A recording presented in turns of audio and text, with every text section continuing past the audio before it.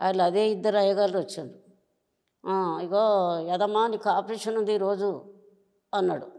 ఆ ఇద్దరు స్వాములే. యాదమ్మా నీకు ఆపరేషన్ ఉంది ఇయ్యాలి. ఆయన మీరేం చేస్తారు స్వామి, మీరు అయ్యగారు కదా, ఆపరేషన్ ఏం చేస్తారు మీరు అన్న. మేమే కదా చేసేది అన్నారు. అన్నాక ఒక్కసారి నెత్తి మీద ఇట్లా చేయి పెట్టిండు ఆయన. అయితే ఇక వాళ్ళు ఏం చేసిండ్రో అంత తెలియలేదు నాన్న. తెలియక ఆపరేషన్ చేసిండ్రు. ఇక నాకు తెలియలేదు. మా మబ్బులో ఒక ఆమె పోతుంటిమి, ఎరికి గుండం కాడికి పోయి తానం చేసుకుని గుళ్ళకి పోతుంటిమి.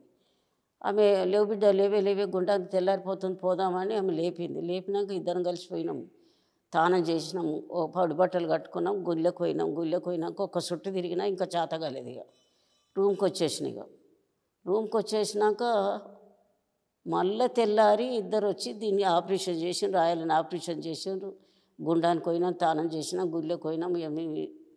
ఇక నేను పండుకున్న, తను తీర్థం తీసుకొని వచ్చింది రూమ్కు. అమ్మగారు పోయి తీర్థం తీసుకొని వచ్చినాక ఏమైంది బిడ్డ ఏమైంది అంటే, ఏమో అమ్మ నాకు జ్వరం వచ్చింది బాగా, ఇక్కడ రక్తం వస్తుందో అంటే ఆమె అప్పుడు అందరు కదా నాన్న, ఇప్పుడేమో క్యాన్సర్ అంటారు, అప్పుడేమో ఆ మండి ఈ మండి అంటారు కదా, నాకు ఇక్కడ రక్తం వస్తుంది ఏమైందో అని ఆమెకు చెప్పలేదు. ఎంటికలు బాగుండే అంత బాగా ఆమె చూడకుండా పెద్దగా ఇది చేసి ఏమైందో నాకు జ్వరం వచ్చిందో అన్నాను. అయినాక ఏమైంది బిడ్డ అని ఆయన జ్వరం వచ్చింది అట్లనే ఉన్నా.